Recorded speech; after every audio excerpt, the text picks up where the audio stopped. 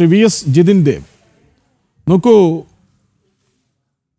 ഒരു ശക്തമായ നേതൃത്വം യൂത്ത് കോൺഗ്രസിനുണ്ടായിരുന്നുവെന്നും അതൊരു വിവാദത്തിൽപ്പെട്ട് അമ്പേ പൊളിഞ്ഞുപോയെന്നും പിന്നീടൊരു നേതാവ് പകരം വരുന്നത് അപ്രസക്തനായ ഒരാളാണെന്നും ഉള്ള ആക്ഷേപം ആരോപണമൊക്കെയാണല്ലോ സജീവമായി നിൽക്കുന്നത്. അതിന് പിന്നിലുള്ളത് കെ സി വേണുഗോപാൽ ആണെന്നും, അങ്ങനെ യൂത്ത് കോൺഗ്രസ് ശക്തമായിരുന്നുവെന്ന ഒരു അടിസ്ഥാനമുണ്ടായിരുന്ന യൂത്ത് കോൺഗ്രസ്സിന് പിന്നീട് പിന്നിലേക്ക് പോകേണ്ടി വരുമോ എന്ന ചോദ്യമാണ്. അത് എങ്ങനെ മറ്റു രാഷ്ട്രീയ കക്ഷികൾക്ക് ഗുണമാകും എന്ന ഇടത്താണ് ഡോക്ടർ മോഹൻ വർഗീസ് പറഞ്ഞവസാനിപ്പിച്ചത്. BJP ഈ മാറ്റത്തെ, ഗ്രൂപ്പ് സമവാക്യങ്ങൾ മാറുന്നതിനെ, പോഷക സംഘടനകൾ ഉണ്ടാകുന്ന മാറ്റങ്ങളെയൊക്കെ എങ്ങനെയാണ് നോക്കിക്കാണുന്നത്? കേൾക്കാൻ സാധിക്കുന്നുണ്ടോ? കേൾക്കാം, പറയൂ. ഓക്കെ. ഈ ശക്തനായ ഒരു നേതാവ് എന്നുള്ളത് ശരിയല്ല. കാരണം രാഹുൽ മാങ്കൂട്ടത്തില് എങ്ങനെയാണ് യൂത്ത് കോൺഗ്രസിന്റെ സംസ്ഥാന അധ്യക്ഷ സ്ഥാനം പിടിച്ചെടുത്തത് എന്നതിനെ സംബന്ധിച്ച് ഇപ്പോഴും യൂത്ത് കോൺഗ്രസിനകത്ത് തന്നെ അത് സംബന്ധിച്ചുള്ള അഭിപ്രായ വ്യത്യാസങ്ങളുണ്ട്. അത് സംബന്ധിച്ച് പോലീസ് FIR ഇട്ട ഒരു വിഷയമാണ്.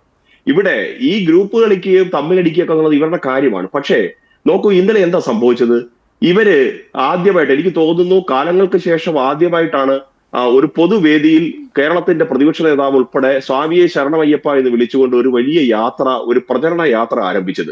ആ യാത്രയുടെ സമാപന സമ്മേളനത്തിൽ നിന്ന് ഒരു ജാഥയുടെ ക്യാപ്റ്റൻ വിട്ടുനിൽക്കാൻ തീരുമാനിക്കുന്നു. അപ്പൊ അതല്ലേ നമ്മൾ പരിശോധിക്കേണ്ടത്? ഇവിടെ രാഷ്ട്രീയമാണ് ഇവർക്കെല്ലാം വലുത്.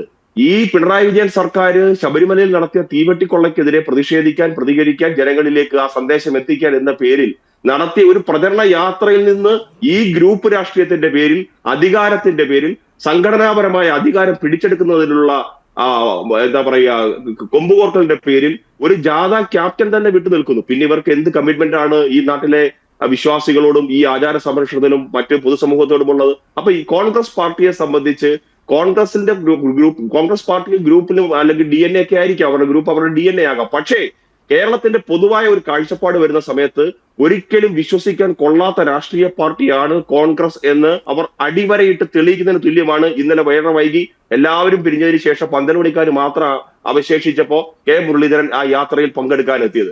അപ്പം അവരുടെ വിശ്വാസ്യത കേരളത്തിൽ നഷ്ടപ്പെട്ടു തുടങ്ങി. 2, VD സതീശനും അതേപോലെ തന്നെ ശ്രീ രാഹുൽ ഗാന്ധി കുറെ അധികം ദിവസം കൊണ്ട് ഈ ഹൈഡ്രജൻ ബോംബ്, മറ്റേ ബോംബിന്റെ ഒക്കെ കാര്യം പറയുന്നുണ്ട്. സത്യത്തിൽ ഇപ്പോഴാണ്, ദീപാവലി വരെ ഒന്നും പോയിന്റ് വന്നില്ല, നാളെ വരെ കാത്തിരിക്കേണ്ടി വന്നില്ല, ബോംബ് പൊട്ടിത്തുടങ്ങിയിരിക്കുന്നു. VD സതീശൻ പറഞ്ഞ ബോംബിന്റെ പൊട്ടൽ ഇപ്പോഴാണ് ആരംഭിച്ചിരിക്കുന്നത്. അധികാരത്തിന് വേണ്ടിയിട്ട്, അതും സംഘടന പിടിച്ചെടുക്കുന്നതിന് വേണ്ടിയിട്ട് ഇങ്ങനെ കടുപിടി കൂടുന്ന ഒരു രാഷ്ട്രീയ പാർട്ടി കേരളത്തിൽ അല്ലെങ്കിൽ ഭാരത രാജ്യത്തിൽ നമുക്ക് കാണാൻ സാധിക്കുമോ? എത്ര കാലമായിട്ട് ഇവർ ഈ അധികാരത്തിന് വേണ്ടിയിട്ട് കടുപിടി കൂടിക്കൊണ്ടിരിക്കുകയാണ്. ഇപ്പോൾ ഞാൻ കേൾക്കുന്നു K മുരളീധരനെ തണുപ്പിക്കാൻ വേണ്ടിയിട്ട് 2ഓ 3ഓ ജനറൽ സെക്രട്ടറിമാരെ കൊടുക്കും. 120, 130 KPCC സെക്രട്ടറിമാർ വരാൻ പോകുന്നു. അതിന്റെ 10 ഇരട്ടി KPCC എക്സിക്യൂട്ടീവ് അംഗങ്ങൾ വരുന്നു. നോക്കൂ, കേരളത്തിൽ 320 ഗ്രാമപഞ്ചായത്തുകൾ മാത്രം ഭരിക്കുന്ന ഒരു രാഷ്ട്രീയ പാർട്ടിയാണ്. ഒരു പഞ്ചായത്തിന് 4 വീതം. പണ്ടൊക്കെ നമ്മൾ ഈ എന്താ പറയാ ഹോസ്പിറ്റലിലൊക്കെ പനിക്ക് പോകുമ്പോൾ രാവിലെ വൈകിട്ട് ഉച്ചയ്ക്ക് എന്നൊക്കെ പറയുന്നത് പോലെ 1ന് 4 വീതം എന്ന തരത്തിലേക്ക് ഭാരവാഹികളെ നിശ്ചയിക്കേണ്ട സാഹചര്യത്തിലേക്ക് വരും. കാരണം അധികാരമില്ലാതെ കോൺഗ്രസിന് കേരളത്തിൽ പിടിച്ചു നിൽക്കാൻ സാധിക്കില്ല. കൃഷ്ണരാജ്, അധികാര രാഷ്ട്രീയം കോൺഗ്രസിന് അന്യമായിക്കൊണ്ടിരിക്കുന്നു. ഈ അടുത്ത കാലത്തൊന്നും കേന്ദ്രത്തെ അധികാരത്തിൽ വരാൻ സാധിക്കുന്ന ഒരു വിശ്വാസം കോൺഗ്രസിനെ സംബന്ധിച്ചില്ല. കേരളത്തിൽ പിണറായി വിജയന്റെ 3.0 എന്ന് അവർ പറയുമ്പോൾ അത് ആരംഭിക്കുമെന്നുള്ള ആശങ്ക കോൺഗ്രസിനകത്തുണ്ട്. ഇതൊക്കെയാണ് കോൺഗ്രസിന്റെ അഭിമുഖീകരിക്കുന്ന ഏറ്റവും വലിയ പ്രശ്നം. അധികാര രാഷ്ട്രീയത്തിന് വേണ്ടിയിട്ട് സാധിക്കാതെ വന്നപ്പോൾ എങ്ങനെയും പാർട്ടി പിടിച്ചെടുക്കുക എന്നുള്ളൊരു സ്ഥിതിയിലേക്കാണ് പോകുന്നത്. നോക്കൂ, KC വേണുഗോപാല് ഇപ്പൊ കോൺഗ്രസ്സുകാർ തന്നെ പറയാതെ പറയുന്നത് KC വേണുഗോപാൽ പിടിച്ചെടുത്തു എന്നുള്ളതാണല്ലോ. KC വേണുഗോപാൽ ആരാണ്? കോൺഗ്രസ് പാർട്ടിയുടെ സംഘടനാ ചുമതലയുള്ള അഖിലേന്ത്യാ ജനറൽ സെക്രട്ടറിയാണ്. കേരളം പോലൊരു സംസ്ഥാനം പിടിച്ചെടുക്കാൻ KC വേണുഗോപാൽ ശ്രമിക്കൂ എന്ന് പറയുമ്പോൾ ഇവരുടെയൊക്കെ മനസ്സ് എത്രത്തോളം ചെറുതാണെന്നാണ് നാം തിരിച്ചറിയേണ്ടത്.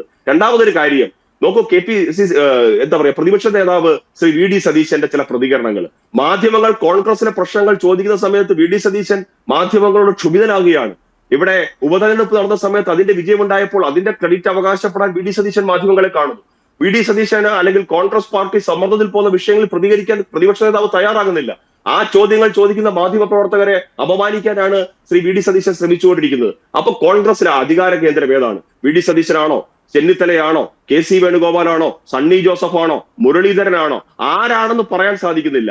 ഇവിടെ ഉമ്മൻചാണ്ടിയുടെ മകൻ ഒരുപക്ഷെ കേരളത്തിൽ കോൺഗ്രസ് പാർട്ടിക്ക് ഇത്രത്തോളം വളർച്ച ഉണ്ടാക്കാനായി പ്രധാന പങ്ക് വഹിച്ച നേതാക്കന്മാരിൽ ഒരാളാണ്.